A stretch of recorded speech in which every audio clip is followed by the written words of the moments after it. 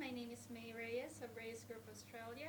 I'm the accountant. So we have here Lana Roos from Smartline Personal Mortgage Advisors talking about finance.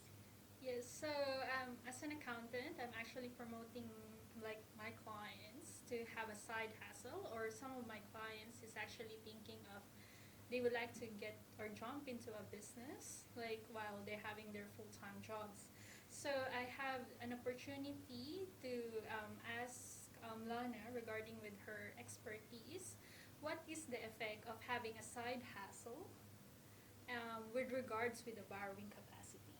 Yeah. Side hustles that produce an income needs to be reflected on your tax return.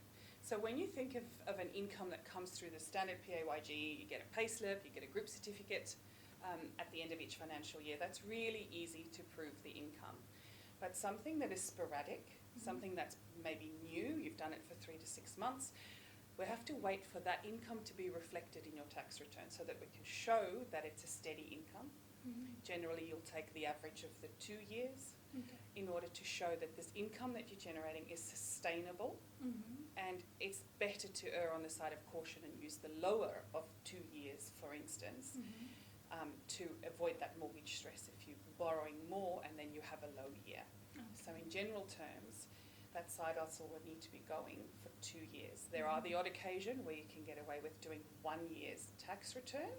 However, you still need to have your ABN registered for 15 to 18 months depending on the lender. So perhaps you could recommend to those who are playing around with the idea, register the ABN That's a so good that idea. can start running and then start generating the income. Yeah. So it needs to be showing on their tax return for at least 2 years, or some, In general. yeah, so some are actually taking it like 1 year as well. Yeah. That's very good to know. Mhm. Yes. Good recommendation to make. There are lots of people that run 2 income streams concurrently, and some are happy to do that, and some use that as a means to shift over Okay. to a different income stream.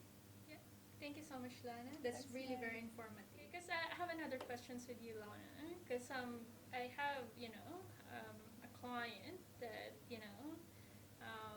the husband is actually thinking to hire the wife, so that the husband have a company and then will hire the wife as an employee. So how does it works with regards with the lending, so that it's actually not a wife, it's a girlfriend. I don't think relationship status make all that much difference.